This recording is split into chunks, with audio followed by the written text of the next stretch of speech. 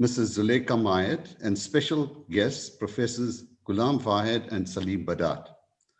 We close at 4 p.m. Please post comments and questions on the chat with your names, and time permitting, we will deal with what we can. From Netflix, I expected Trilogy to be a sequel, a tome of 3 separate books. Instead of an Odyssey, I was pleasantly surprised that I sailed through 200. What is Odyssey about? The first part of the trilogy traces the journey of Adnan, a trader from Arabia across the Red Sea to Malabar on the west coast of India. Through intermingling and intermarriages with the locals, the Arab traders spread further into India, setting down roots over generations. We are not going to allow the two profs to show off and educate us that a single book in 3 parts is not a trilogy. This is your party, and the title is perfect. I'm relieved that you did not publish a decuplet, but tell us about the duology and the trilogy. The second part takes the now fully assimilated Indian Muslims from Gujarat across the Indian Ocean to South Africa. The trilogy is a final journey to Canada and other countries, undertaken by a few, including members of my own family.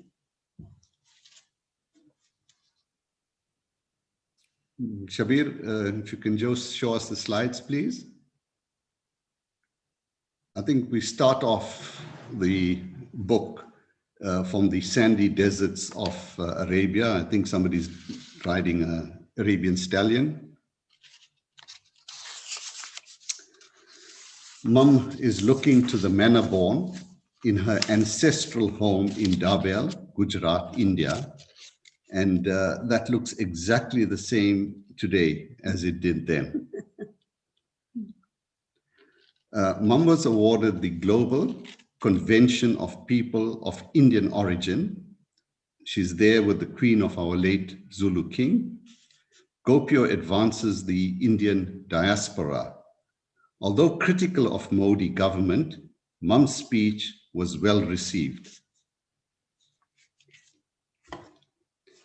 From the Arabian stallion, Mum rode the African paddy and then got her motor running.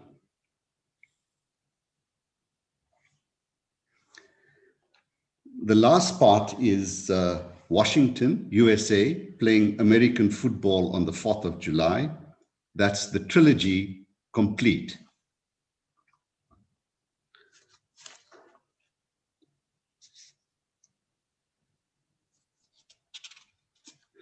Professor Salim Badat, Vice Chancellor of what is currently called Rhodes University. Viva, Pansi colonialist Rhodes. Salim is an aberration. Upon appointment as Vice Chancellor, he demanded and took a cut in salary. Half a century ago, Salim used to play pool cricket at Auntie Julu's yard.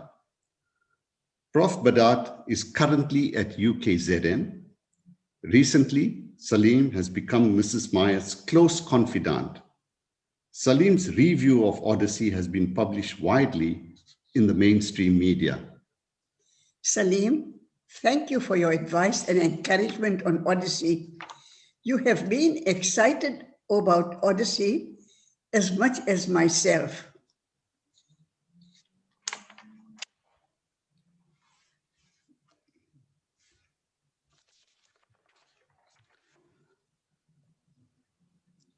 So Salim, I think it's your turn. If you can come in, please. Thank you, Aslam. And Auntie Julu, it's been a pleasure working with you on this. So it's a great privilege to say a few words about the book that's being launched this afternoon. But before I comment on the book, I want to say something about the author, without whom there wouldn't be a book. Legend, leader, icon, dynamic, inspirational. These are a few terms I think that easily come to mind when we think of Auntie Zuleikha. Most people in their mid-90s slow down, spend time with their families, and live a more leisurely life. Not Auntie Zuleikha. Cultural and social activist, a philanthropist, recipient of an honorary degree, a doctoral degree from University of KwaZulu-Natal, author of many books, including the world-renowned Indian Delights. While Auntie Zuleikha delights in being with her family, she has continued to think, research, write, and publish. And she's still active in the women's cultural group that she inspired 67 years ago. Last year, she shrugged off an episode of COVID-19 as a non-event. Auntie Zuleikha is not a newcomer to storytelling and publishing books. Her literary output includes Quranic Lights, History of Muslims of Gujarat, Nanima's Chest, and a treasure trove of memories on life in the town of Potchefstroom, where she was born in 1926. In 2009 came the edited collection, Dear Ahmad Bhai, Dear Zuleikha Ben, based on 75 letters covering culture, politics, and religion that were exchanged with the late Ahmad Kathrada while he was a prisoner on Robben Island. In 2015, there was Journeys of Binte Batuti, based on her extensive overseas travel with her late husband, Dr. M.G.H. Mayat, who was a pioneer and founder of Shifa Hospital. Now, on the eve of turning 95, comes the Odyssey of Crossing Oceans. It is an enthralling, expansive, compelling, and very readable narrative by someone who is really a consummate storyteller. The book covers the pioneering maritime journeys over a 1,500-year period from Arabia to Malabar, then to Gujarat in India, and eventually to South Africa. Drawing on various sources, and not least on an immensely fertile imagination, with this new book, Auntie Zuleikha continues a tradition of animating and honoring the unsung heroes and heroines who made and remade themselves and the world around them in different places, including South Africa. Fact and fiction, conjecture and speculation, the local, the regional, the transnational, personal and communal histories, and the experiences of migrants are all woven together beautifully in a compelling story. She reminds readers that it is people who make history. Historians only record their perspective of it. The Odyssey of Crossing Oceans records the spread of Islam and trade from Western Arabia, across India, down through the Indian Ocean to Southern Africa. As we know, the late 19th and early 20th century was a movement of people, capital, goods, and so on that laid the basis for the current Indian South African population. And note, Indian South African. That's what we are, not South African Indians. We are South Africans of Indian descent. On the heels of the indentured workers who arrived in 1860 to work on the British colonialist sugar plantations came free and passenger Indians. Those hailing from Gujarat, known as Gujaratis, initially lived transnational lives, as the work of Ghulam Vahed and Ashwin Desai has shown. It was some decades before people from India made South Africa their home, and South Africa became their home. Some Indians created sizable businesses, but most new migrants were either indentured laborers or workers or engaged in hawking and in other small trades. All of them contributed in their own ways to forging the economic, political, social, and cultural foundations of South African society. Indeed, they were an indispensable part of it. Tracing the experiences of different families, the book shows the determination of an immigrant population in South Africa intent on making a success of their lives and contributing to their new country. Auntie Zuleikha believes that presently people must know their origins, the ups and downs of their predecessors like herself, and how the present was forged through past sacrifices and struggles. I think this is a message especially to the youth today. She is rightly concerned that much of our history as colonized people has been either obliterated, maligned, or obscured. But truth, Auntie Zuleikha insists, cannot remain hidden forever. And she herself does much to bring this truth to light in her previous books and in this book. And for this, I think we owe her a great debt. For her, knowledge based on oral histories recovered from various places and sources must echo through our minds, among our families, within our institutions, and around the world. This is a book that deserves to be read. I hope that you will do so, that you will buy additional copies as gifts for families and friends. And I hope that this book of Auntie Zuleikha, together with Kiru Naidu's lovely book, which is my bedtime reading at the moment, a short stories on Chatsworth, will inspire other and more family and community histories. We need these. We need to build the archive of much too long hidden and forgotten stories, and that the histories that need to be told in the way that Auntie Zuleikha is doing. So let me conclude and say, Auntie Zuleikha, congratulations on your new book, and we look forward to the next book. Mrs. Mayat, the Arab traders spread Islam in India peacefully by conduct and intermarriage, assimilating into the customs and culture of the locals. There were other strains as well. Indeed, the Persians and the Turks invaded overland through the north. This was followed by the Mongols or Mughals, descendants of Genghis Khan, who set their roots through much of India, contributing significantly to the rich diversity of and leaving an indelible mark in Mother India. Whether you believe in Adam and Eve or that Africa is the cradle of humankind, everyone is mongrelized. India and Africa were Simunye.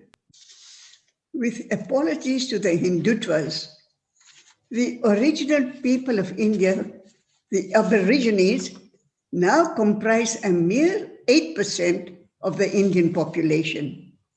92% descendants of immigrants, the fair Aryans who invaded India from the north brought with them the Vedas and the caste system. Would you say that Adnan, who sailed on his dhow from Arabia to Malabar and married a local Indian Hindu lass, was the first case of love jihad?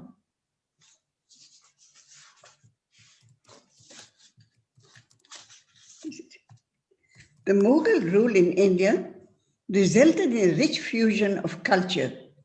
Many of the kings were sons of intermarriage. You saw the movie Jodha Akbar.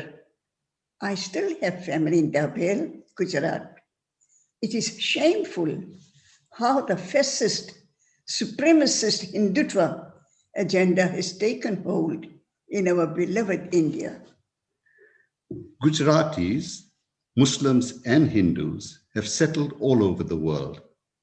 Like many immigrants, they have thrived wherever they went.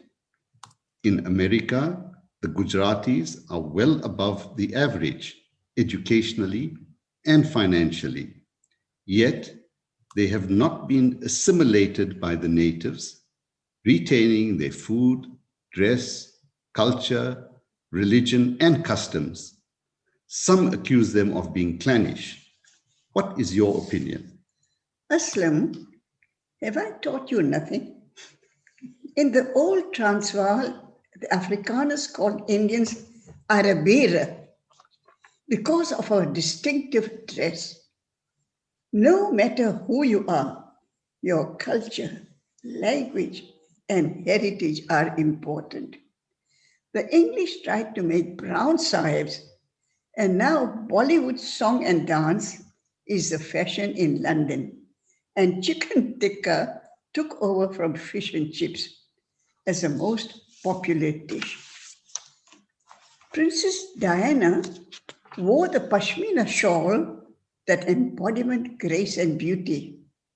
One of my prized possessions is a pashmina. It can fit through a wedding ring. The clothing in my book, Nanima's Chest, is for wearing, not a museum. Like Afrikaans in South Africa, in India, Urdu is a homegrown mongrel fusion of poetry at Mushairas by Mazbi Adab. The jackpot French system of assimilado is a fascist big brother. Worse is the Chinese persecution camps of the Uyghurs, Turkish-speaking Muslims from Central Asia. Diversity enriches us. The Quran tells us, I made you into tribes so that you may know one another. The picture on your screen is the cave of Hira in Mecca, Arabia, where the Holy Prophet received his first revelation. At age 67, Mrs. Mayat climbed to the top, but her younger brother gave up halfway. Yes, her loveliness goes on, but coming to think of it, 67 is not so old any longer. Your writing style is evocative, almost poetical. I felt as if I was Adnan, facing the tribulations and anxieties of the Kalapani. If you would read a vignette. Lying on the deck, studying the familiar constellations, the stars winking from the heavens with soft motion of the Tao, rocking to the rhythm of the gently heaving swells of the sea. Adnan's mind should have been calm and composed. Instead, it was filled with uninvited questions that came hurtling in like the tides on full moon nights and flowing unanswered to the shores, only to return from whence they emanated. Life, it seems, was in rhythm with the ocean, whose bosom rising with the wafting winds sent tides hurtling towards the shores, only to welcome them into its loving embrace as they came gliding back. The Holy Quran states, Iqra.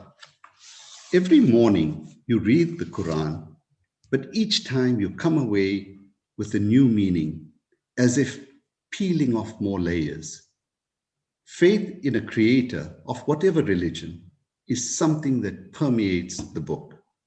Your Islamic belief is evident from the quotes of the Quran, like that on page 13 of the book. Consider the winds that scatter far and wide, and those that carry the burden of heavy clouds, and those that speed along with gentle ease, and those that apportion the gift of life at God's behest. Developing that thought, just reading the first 10 pages of the book, I learned about religious deities and practices of Arabs pre-Islam, their food, clothing, climate, vegetation, the various uses of the camel from transport to the health benefits of its urine.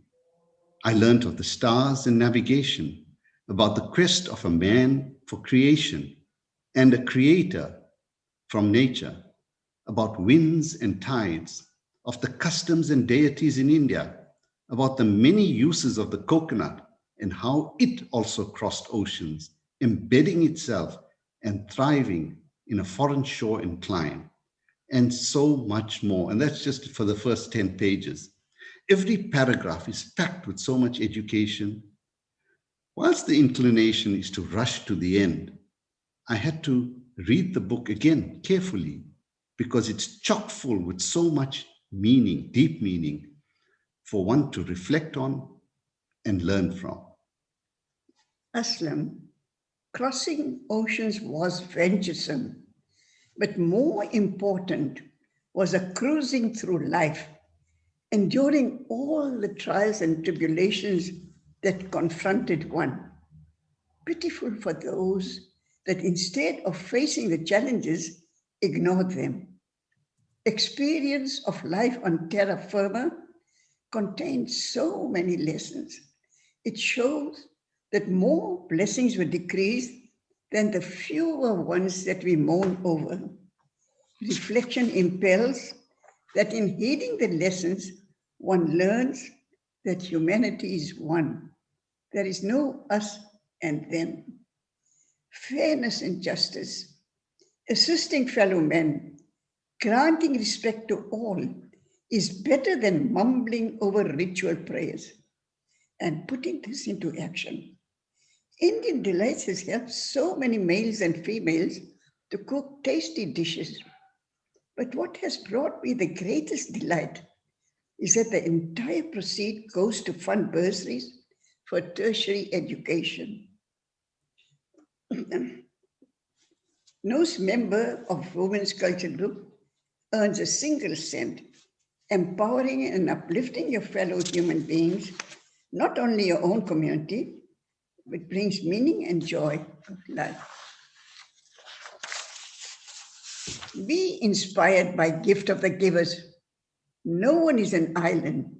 Our forebears assisted each other and built schools and madrasas. My grandfather came to South Africa with nothing, but was put on his feet by the Mias who came from the same Gam in India. Sadly, this community spirit is being lost by a self-centered consumer lifestyle. This story is worth retelling.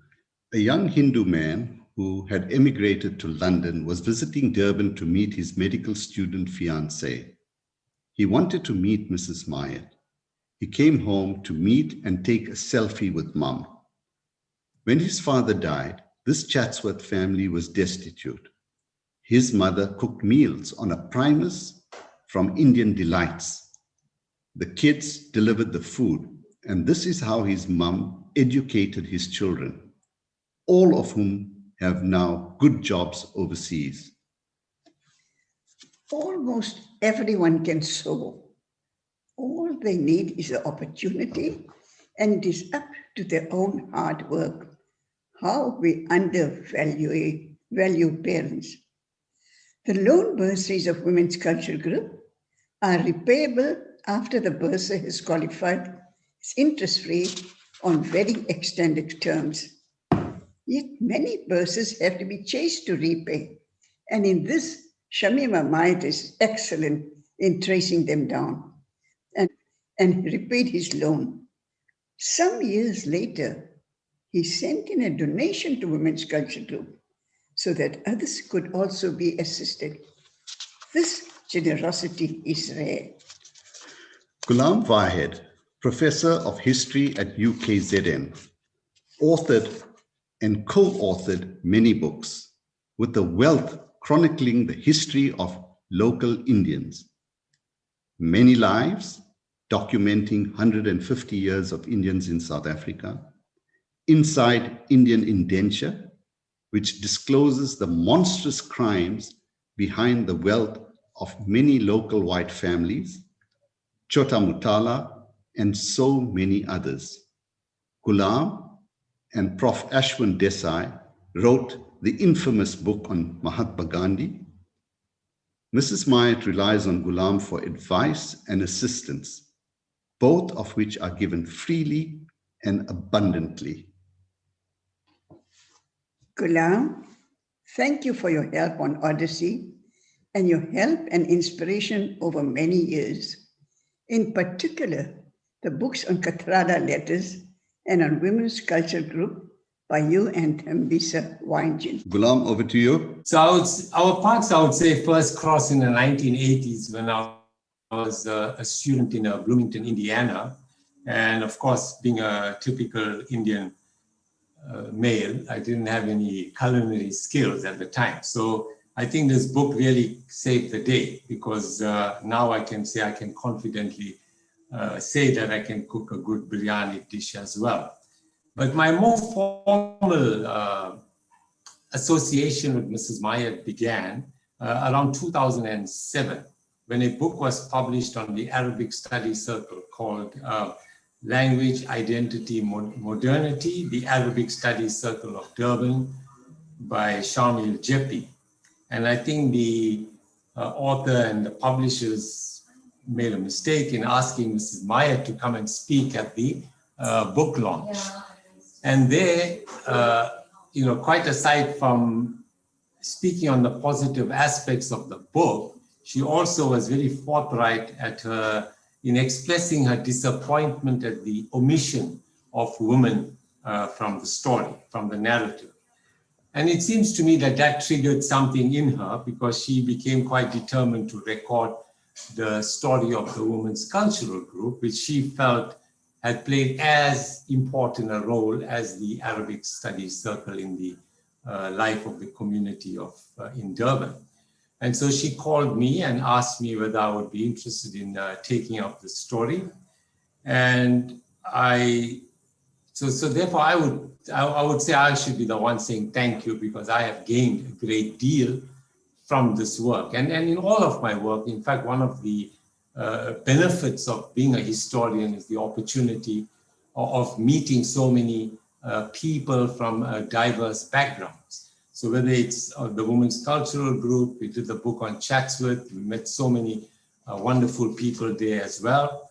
And all the different work. So I think that's been one of the advantages. But anyway, I contacted my colleague Thembisa Wainjin, and I asked her if she would be interested in co-authoring this work. And there were two reasons why I wanted to do this. One is that she brought a sort of a feminist perspective to the story, but I also thought it was important that she, being an outsider to the local community, would ask questions that I may miss. And I think that the result you can see was a much better book. Thembisa was initially, she said she'd think about it, but I think two things changed her mind. One was that some of our colleagues had attended the book launch and had mentioned Mrs. Mayat's speech to her, and I think that made an impression on her. But secondly, she was also very firm in her resolve that there should be no sort of editing of the work. Whatever conclusions she reaches, she should be allowed to publish that. And in that regard, I think Mrs. Mayat was quite remarkable, because she gave us a list of numbers of people that we could interview, and included on that list were a few people that she said were critical of her. And so we interviewed all of them, and I think that has helped a lot in making the book what it was. But I think really for me, the most exciting part about this research process is that Mrs. Mayat had the most wonderful archive she had preserved. And so I came across this set of letters between herself and Ahmed Kathrada. And the moment I set my eyes on the first letter, I couldn't put them down. In all, there's over 70 letters, but they are absolutely fantastic in providing a window into the history of the local Indian community, the politics of the country, the Muslim community, all the changing times as well. I showed that to Thembisa, and she too was very excited. And we, got hold of Jacana, and they, without hesitation, went ahead and published it. So it actually came out before the Women's Cultural Group book itself. So I think that's something, if you haven't read, after you read Odyssey, you should try and get a copy of that book and read it, because I can assure you that when you start, you will not put that book down. So in the past, 15 years or so, I have known Mrs. Mayat, and I can honestly say that there's not much that I have helped her. She has a wonderful style of writing, and okay, I think I'll stop there. You can, I think, carry on, Ghulam. I was actually waving to. No, I just wanted to say that Sorry, Ghulam, I was waving to my cousin is leaving off, so I would just wave to him. So you can carry on. Oh, I thought you meant my time was. So I just wanted to say two things. That one is that I'm not sure many people know, but the next book that I think Mrs. Mayat should publish is a collection of her letters, because she wrote not letters but articles. She was a columnist for the Indian Views newspaper in the late 1950s, and also for the Graphic in the 1970s. And if you read those articles, they were dealing with very current issues. And a lot of them, I mean, they dealt with the extravagant weddings, the style of the mosque, the dress of the people. But some of it I found quite funny. So for example, I came across this issue in the Graphic she wrote as Femina's World. And the October 30, 1972 issue went like this: 6 out of every 10 Indians is too fat. So there are an awful lot of overweight Indians, especially among the women. And the trouble is that once most women leave their teens and land a husband, they tend to forget about their faces and figures. And is it any wonder that so many husbands are now straying from the fold, chasing after younger, slimmer, prettier women? So I'm not going to read the whole article, but I just thought that those articles are really very informative, very current, but also quite funny at times. So I think that, I have worked with wonderful people as a historian, and Mrs. Mayat, meeting Mrs. Mayat has certainly been one of the highlights of that time, of my work. Ghulam, we're running a little I'll stop there. Slow, but Yeah. I vaguely recall from school days about Iliad and Odyssey. And I looked at Google and it says that Odyssey is a long, arduous voyage. How appropriate is the title, and what does it tell us? Well, I think it is very appropriate because, it actually deals with the figure of Odysseus, who has to travel back home after the Trojan War and the fall of Troy. And he experiences many difficulties along the way. And in each land, he wonders what the reception is going to be. And I think that is something that if we see the human history, and what Mrs. Mayat captures here, is this movement of people from the Middle East to South Asia to Africa, and now Vicky in Canada, people in Australia, in Ireland, all over. And so in each land that you go, like the figure of Odysseus too, we're not sure what the reception is going to be. So what is really wonderfully captured in this book is the hostility of the white settler society. And it's something also we see in our own post-apartheid situation now, the xenophobia against foreign African migrants. And we've also been discussing about for example, the hostility towards migrants and immigrants in Western Europe and North America as well. So Mrs. Mayat's work then captures at an individual level, at a micro history, what we as historians try to capture at a macro level, which is the movement of people. And I think what comes out so brilliantly in the book is that migration is always circular. There are long separations between migrants and families, the difficult working and living conditions, the communal efforts in building institutions, and the hostility that migrants face. I'm not, due to time constraints, I'm not going to read it out, but I think she herself quotes very importantly in one part of the book that it's important for people to know where they came from. It's important to know how they have experienced the ups and downs as they cruise through life. It is equally important to know how they forge the future. Unless the roots are strongly embedded, the saplings cannot survive the trials. much of the history of colonized people has been obscured, obliterated, and maligned. So much so that their heirs of rich heritages have been force-fed on Western colonialist literature, had begun to accept the trivializing of the past. So she goes on to make the point. But I think that she herself very beautifully in the book captures the importance of this story, and as Professor Padat mentioned, the many other stories which will contribute to this sort of remembering of our histories. I'll stop there. Yeah, I think you've got a question too. I wanted to ask Mrs. Mayat a question as well, which is that, Mrs. Mayat, can you tell us, I mean, I know it's been your journey in writing this book. Was it for you personally an odyssey as well, or was it just plain sailing? And Ghulam, how long have you been thinking about this book? Yeah. Ghulam, before she answers, I have it on good authority that in order to finish her book in time for this book launch, Mrs. Mayat dispossessed Cyril by temporarily borrowing his iPad. Recalling from memories of 95 years, I hadn't made any notes, but stored the memories in my brain box. Mulling over this many years before putting pen to paper. So for very many years, this was all stored there, but putting pen to paper, it took about 3 to 4 years. Of course, with the help of Professors Ghulam Wahid and Salim Mayat. Shabir Chauhan, supporter, promoter, tutor, and confidant. In short, her son. Shabir conceived and organized this webinar book launch and a lot more.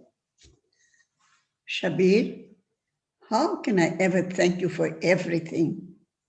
I had no banking or commercial experience. You encouraged and guided me through my term on the board of Al Barakah. It is wonderful that Al Barakah, South Africa, has got the award for Best Islamic Bank in the world. Alhamdulillah. Your greatest asset is bringing the best out in people. Over to you, Shabir. Assalamu alaikum, Mrs. Mayat. I don't know what to say. You're making me very emotional out here, but the picture on the screen with Judge Zondo, when we created the Zondo and Bucks Trust, you were instrumental in calling me one day and saying, Shabir, arrange a dinner for Judge Zondo and the late Solly Bucks. Mrs. Mayat is an inspiration to all of us, and she must be congratulated on her determination. I regard Mrs. Mayat as a family and have developed a very close relationship with her. Just some background information, as she indicated, my personal interaction with Mrs. Mayat has been on 3 boards. That's Al Barakah Bank, which is mentioned, the Iqra Trust, and more recently, the Women's Cultural Group. Her level of detail in dealing with issues was always very evident in all my interactions. And I think this was remarkable. She kept me on my toes, I know, in various meetings. She always asked probing questions, made valuable input, and provided very intelligent recommendations and advice. And I think these characteristics are traits that are very much needed in today's world. Even when dealing with complex banking issues, whilst on the Al Barakah board, I don't know, somehow she managed the issues always very appropriately and on a very, very professional basis. Her contribution to the upliftment of the community was always very evident in everything that she did and everything that she discussed. So I was therefore not surprised when Mrs. Mayat decided to write this latest book, Odyssey of Crossing the Ocean. Mrs. Mayat, well done. We have always been very proud of your achievements, and we will always be. So I think she is an inspiration to all of us, and her strength and determination must be celebrated. And I think we honor you for that.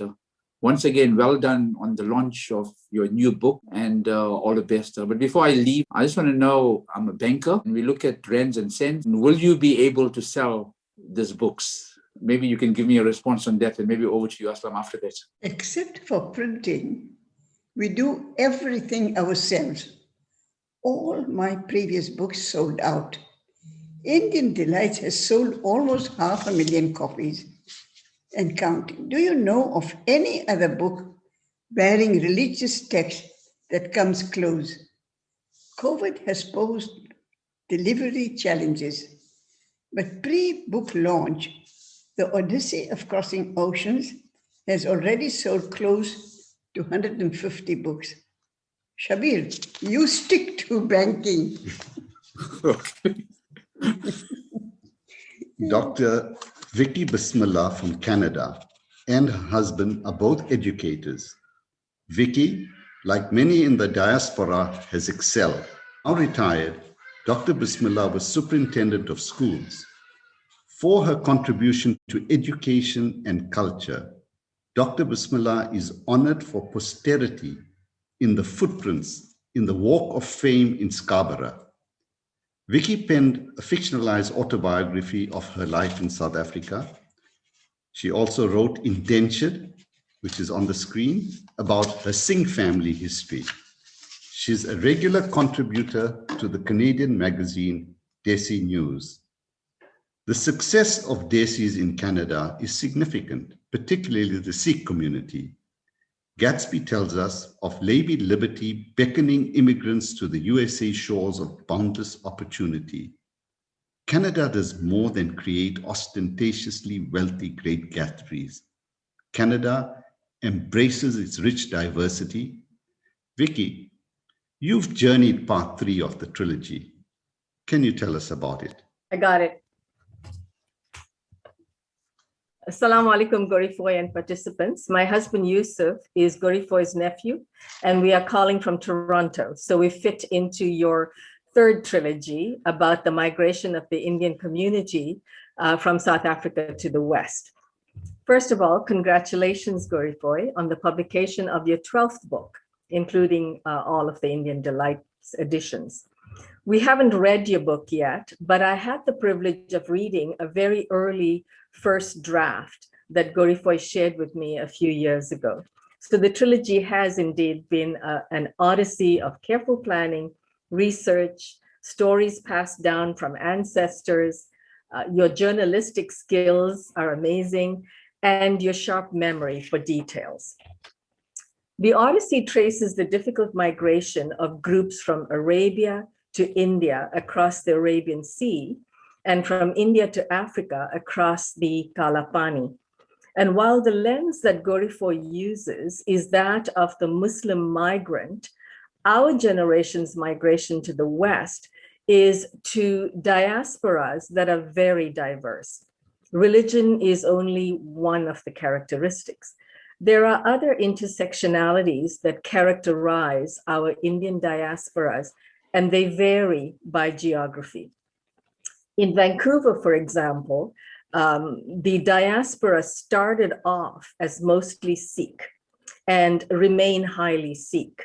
But here in Toronto, our Indian diaspora varies greatly according to our professions, our training, our sports interests, our mother tongues, our community needs, and yes, our places of worship.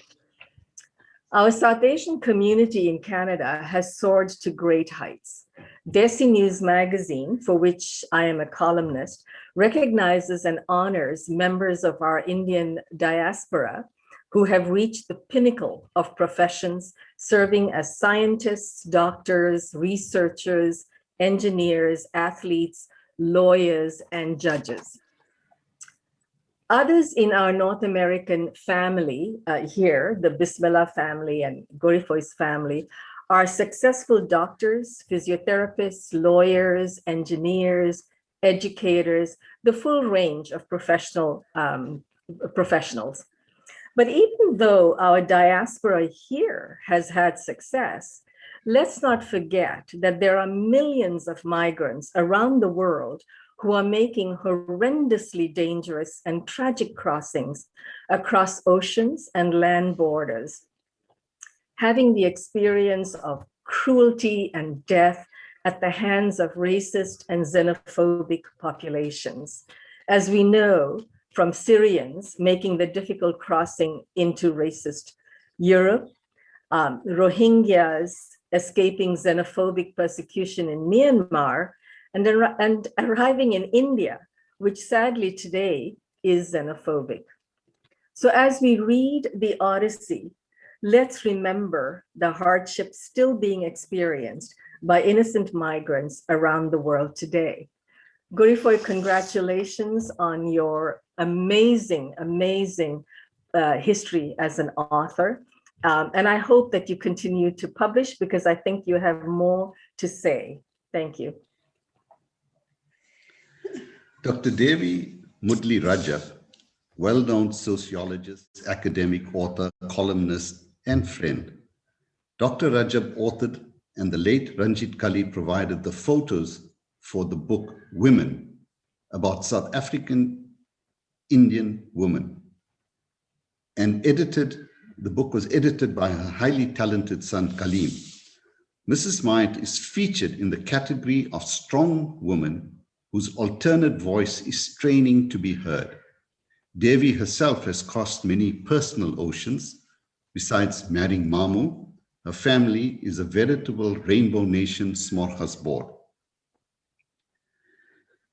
Dr. Betty Govindan, academic, author, and friend. She authored Sister Outsiders. Mrs. Mayat's book, Treasure Trove of Memories, was selected from South African Indian women writers and is included in this book, Sister Outsiders, along with other friends of Mrs. Mayat, namely Ansuya Singh, Dr. Gunam, and Fatima Mir. Our last guest is Kiru Naidu, academic and author, another firm friend of Mrs. Mayat. Every year, Kiru fasts during Ramadan. With Avinesh, Kiru set up the award-winning Street Traders, who you're seeing on the screen, who sell used books for a living. Besides his beloved Bangladesh market, Kiru can be found on the first Sunday of morning of each month at Mitchell Park Book Fair, which is on the right of the screen. The talks there are extremely interesting. Kiru told me that Swami Gaundan's father was the Mahout of Nelly, the elephant at Mitchell Park, before the Mahouts were kicked out of Somsi Road to the Somsi Road Municipal Barracks. That's Kiru's book, Made in Chatsworth. Salam, Kiru. After your visit a week ago, when you told me about your momentary appearance in the Kandasamy film, I glanced through your book, Made in Chatsworth. On Higginson Highway. About how Rajbansi single-handedly confronted Afrikaner Weerstand Beweging, AWB. Even U.S. Congress fled when the Proud Boys stormed the Capitol. Over to you, Kiru. It's a great delight to be invited into this session in such a esteemed company. Mrs. Mayat, I must tell you that your school fees were well spent on Aslam. Each time I hear him, thankfully he got his A-levels at that expensive school and kept his eyes off the pretty girls in that school. Just wonderful to be able to share with you this particular platform and pay tribute to you for your enormous contribution in telling our history very broadly as South Africans, because you locate all of these stories through your several works within the broadest landscape of South African history. And whether it's the culinary history or gender activism or latter-day activism, whether it's hands-off treasury or whether it's in support of the fighting peoples of Palestine, all of this is just tremendous inspiration. And I don't want to pay you any platitudes by referring to your age, because I think that you would have been as active, whatever your age, and inshallah, we have you for another 30, 40 years to not only write, but also to be involved in all of these campaigns. No. Let me go back to my notes here. I was amazed at reading Odyssey, and one of the few gifts I have is that I can read with my hands. So I was just so charmed to be able to sit at your dining room table with you and pick up this first copy and be able to read it with you and ask you a whole range of questions as we went along with that. But I just, in the limited time we have, I just want to pick up just a few points in observation of this. I must tell you that I had such enormous joy in writing the review of Binti Batuti, because for me, that was just, I would place that as a kind of epitome of your writing, because you gathered in there just so many diverse aspects of your life and your experiences and your role in society.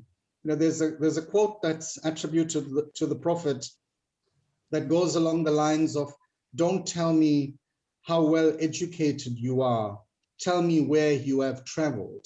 And I think in that book, you gathered all of that, the essence of how travel broadens the mind and makes one just so open to ideas and people and so on. And also each time I marvel when I listen to you in that it's your all-embracing brand of Islam that I find so attractive, that it, you know, crosses over all the boundaries, the artificial boundaries we impose of class and caste and geographical origin and so on. And that original thinking around social equality and embracing everybody from wherever, and self-sacrifice and community service. So let us always pay tribute in your lifetime to you for that kind of work. Just reflecting more closely on the book, I think what you've achieved in Odyssey is quite remarkable in that it's perhaps a new genre in South African writing, in that you so effortlessly merge fiction with historical scholarship, with memoir, and that just flows all the way through. My own interest is in different aspects of language, and how, even when we were sitting down at your dining room table, to be able to pick out selected words that just are so rich in their imagery and in their history. And I want to refer, for instance, the one word that struck me was the family name Gardi, and how that might have emerged from the French at Pondicherry going into Ibrahim Khan's army, and Gardi from the word gendarme, how that's just so useful. Or how Suntias got their name from ginger, or the word Musafari, as the origins of what's in English word as safari. So all of that adds just such tremendous richness to storytelling. And you know, in earlier work, I'm glad you made reference to Indian Delights, because we must constantly pay tribute to you. That has to be, and we must thank Professor Mayat also for his work on this. That's got to be the most successful book in South African publishing history in any genre. And we can't include religious books in that category, because religious books come from elsewhere. But from a South African, I think that's just such a remarkable achievement. And the fact of the proceeds of that having gone into the education of young people, just wonderful. And I'm glad also, Aslam, in the introduction, when you referred to Professor Badat, I remember that when he forcibly took that salary cut, that was just such great inspiration to everybody about the kind of selflessness that is possible if people make the right kinds of choices about how they want to contribute to the development of the country. And another name we must throw into that pot is our mutual friend and comrade, Paddy Carney, who, like Professor Badat, when he took over as director of Diaconia, I don't know how many people know this, he insisted that every category of worker from the director onward should receive the same pay. The board was not very happy with paying the cleaners the same salary as the director, but only our Paddy was able to get away with that. Just glancing through my notes, and I'm just looking at the clock as well. Oh, we've got 3 minutes to go. Well, let me just conclude with this. I think that the fact of the personal vignettes that pepper this book throughout, it's real richness to be able to have people tell their stories in the first person, and also the other vignettes like Miriam and Ibrahim Bismillah traveling to Ireland because they were concerned that the offspring of their child would lose their Islam if the parents had not gone there. I think it was very bold to be able to say all of this out. And of course, I learned so much else. I didn't know the story of Abdul Minti and his origins, and how that background just was something that fired up his own activism as one of the heroes of the struggle for South African freedom. So throughout this book, I think that there's tremendous insight, and there's just such a richness in the storytelling. But this is the kind of tapestry we've seen, whether Nanima's Chest or the whole host of other books that we have. So may I again extend, like the others on this panel, my congratulations and good wishes and to Mrs. Mayat, and I hope that the next journey will indeed be when you book your space flight onward. So thank you very much for having had me on this panel. Granddaughter Jihan Hafiji headed the Book War Room Command Center, comprising of Salim Badat, Ghulam Wahed, and Shabir Chauhan. Jihan rose to fame trying to prevent the Israeli ship offloading at Durban Harbor during the most recent onslaught on Gaza. Jihan, over to you. Nani, you wrote Quranic Lies Chest, Muslims in Gujarat, Binte Batuti, and Indian Delights. Besides the Women's Cultural Group, you are also currently patron of the Active Citizens Movement and pre-COVID speaking and marching at activist gatherings. Nani, you taught us to soar on our trampolines like Nana encouraged you to do. At 95, do you not think it's time you spent more time with your grandchildren and great-grandchildren?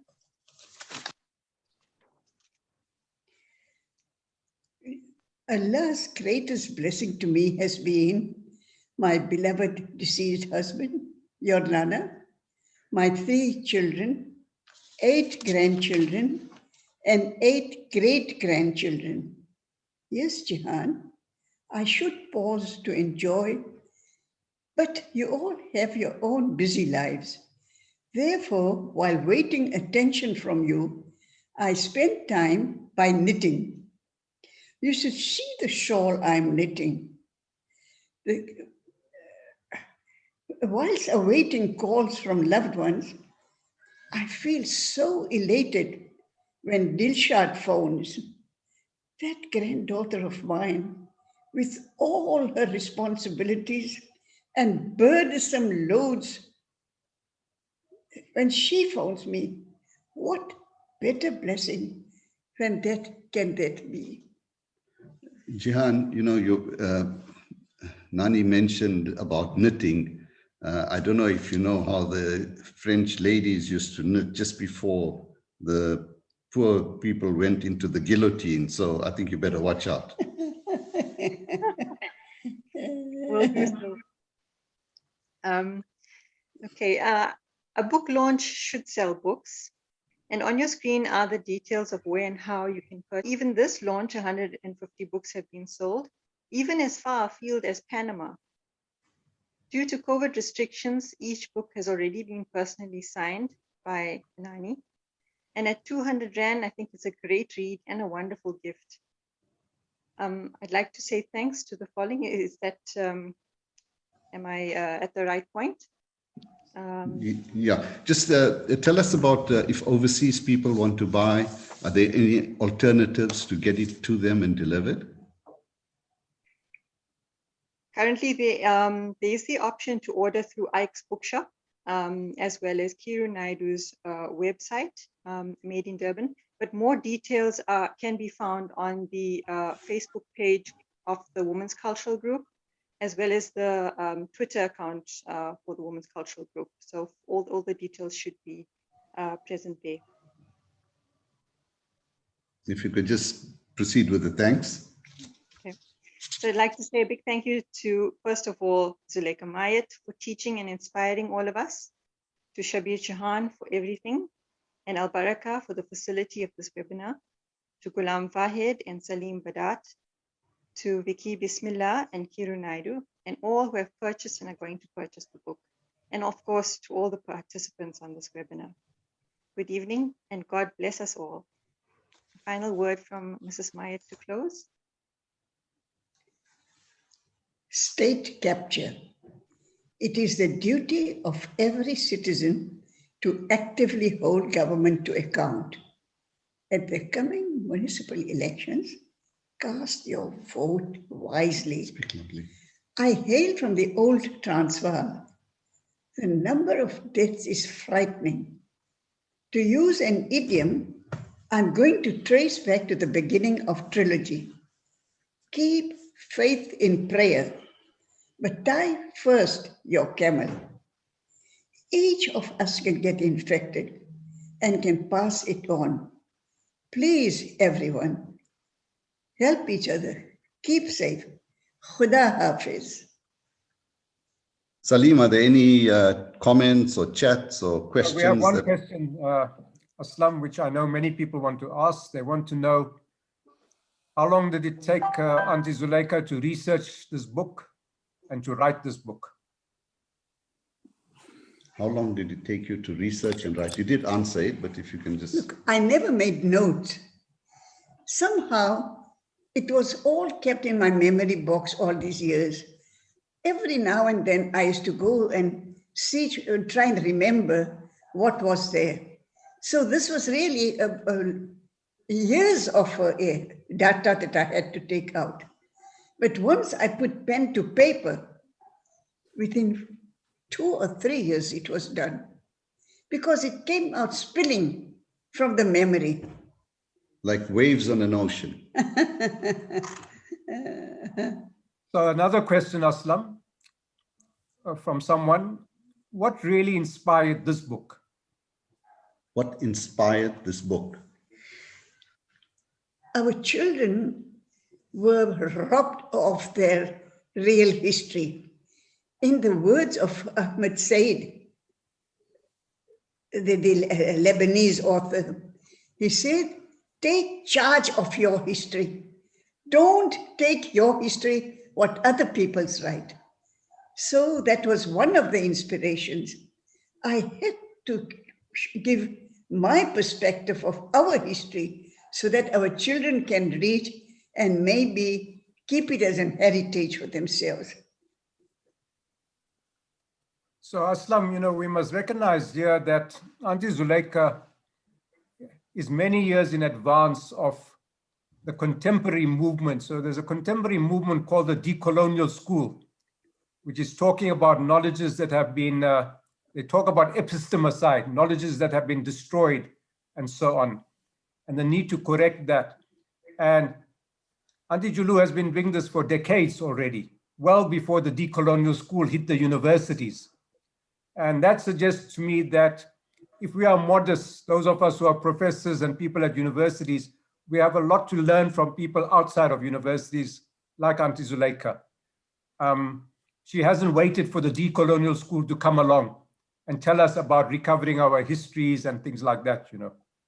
Yeah. So those were the questions. I just want to make one more comment.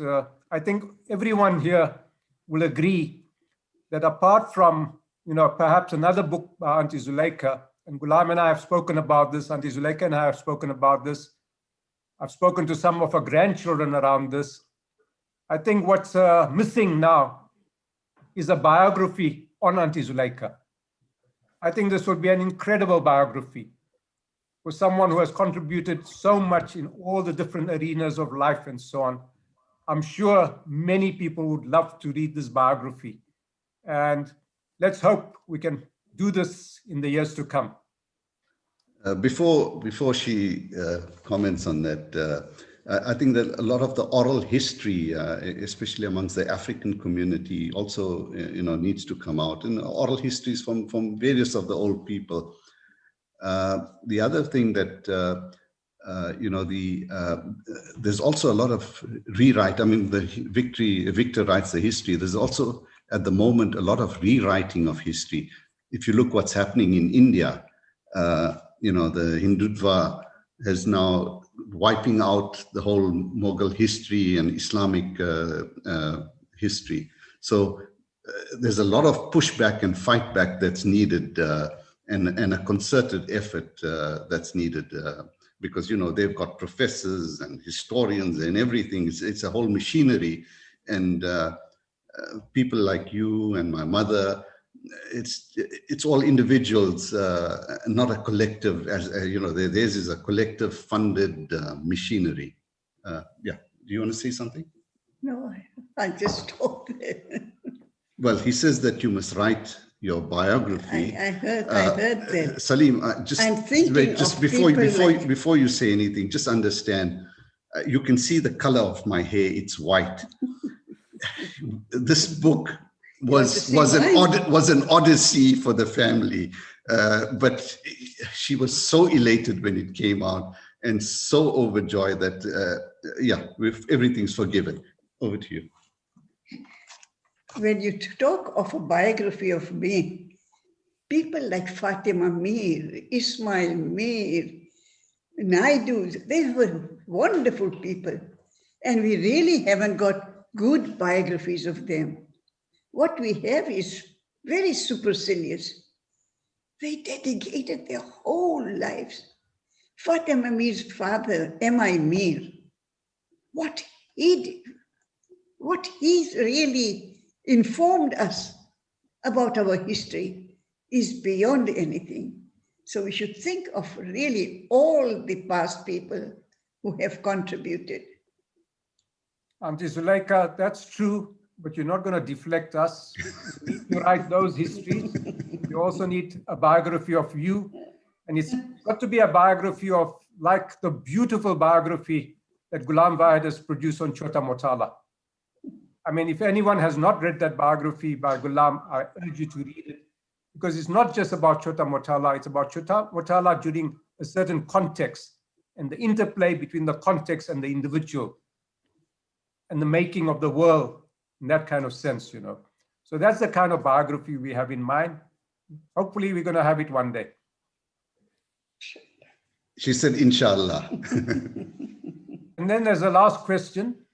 Someone's referring to another outstanding scholar, Edward Said, who, as we know, has written a lot on Palestine and is Palestinian by birth. The question, Auntie Zuleikha, does Edward Said inspire you at all in terms of your writing or research and so on? Does Edward Said, the Palestinian writer, has he inspired you in any way? Very much so, very much so.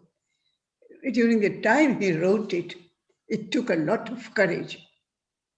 So just apart from his writing, his life itself is something to think about.